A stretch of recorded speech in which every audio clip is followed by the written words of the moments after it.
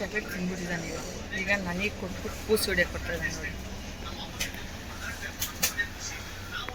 ಅಮ್ಮ ಹಿಂಗೆ ಇಟ್ಕೊಂಡು ತಪ್ಪ ಅಂತಿದ್ರೆ ಡಮ್ ಅನ್ನೋದಕ್ಕೆ ಬಾಯಲ್ಲಿ ಇಲ್ಲ.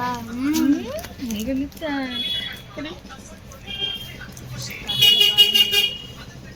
ಗಾಳಿನೇ ಇಲ್ಲ. ಇದು ಹೆಂಗೆ ತಪ್ಪಾಗುತ್ತೆ?